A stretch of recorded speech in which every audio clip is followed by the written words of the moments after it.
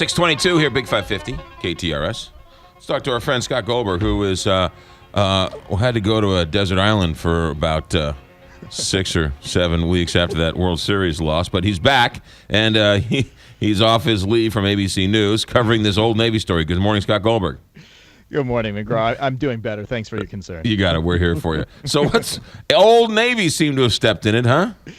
If you go to the Old Navy website, let's say you want to buy jeans, you're a man, there's a tab that says men. You click on it, and they're in the $20, $25 range for all jeans in all sizes.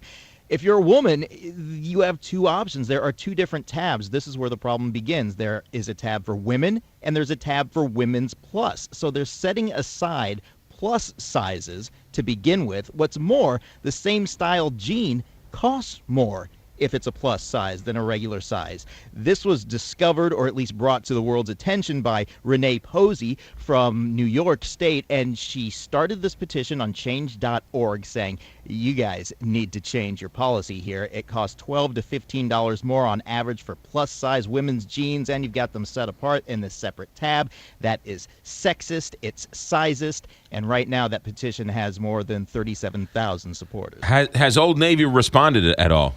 Old Navy has, and says plus-size clothes cost more because we invest more in them. The argument is that they bring in special designers and they're manufactured in different ways to be a little more flattering, and it just simply costs more to make. That's why they charge more. They say that they don't make more money from plus-size jeans, but because this has gotten so much attention, Renee Posey has posted now on this petition that there's exciting news. She says she's going to meet with some executives from Old Navy to talk about their policy. They've agreed to do that.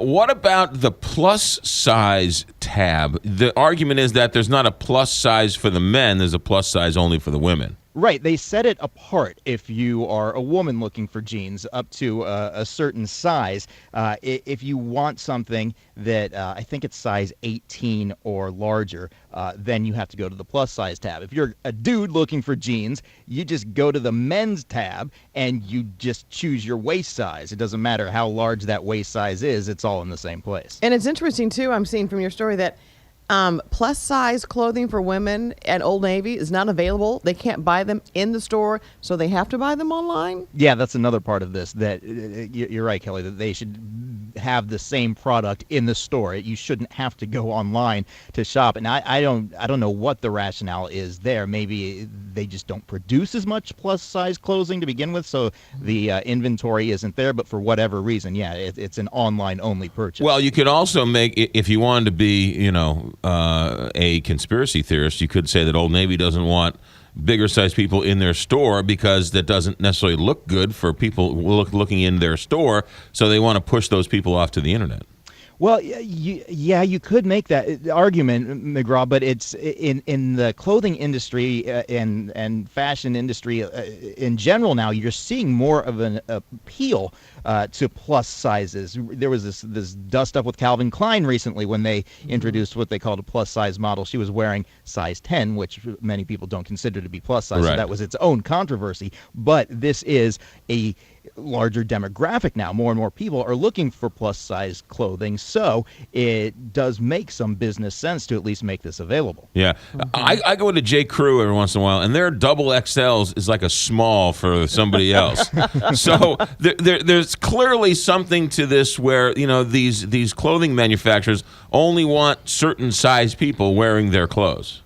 Yeah, but then why put that tab on the website? It really stands out when you go and you look at the different categories, toddlers, girls, boys. Like I mentioned, all this stuff makes sense, but to have women and women's plus, those are actually the first two tabs you see. It suggests there is something different about those two types of women shoppers, and you can understand why people would be offended by it. Yeah, there you go. Scott Goldberg breaking down the Old Navy controversy, ABC News correspondent, and still crying in his beer over that Royals loss from the World Series. Scott, look, all you have to do is wait another 29 years, and you'll be right back in it. The Chiefs are doing pretty well, so we have a distraction now. All right, fair enough. Be good, Scott. Thanks for checking in. Anytime. Thanks, guys. 628 here, Big 550.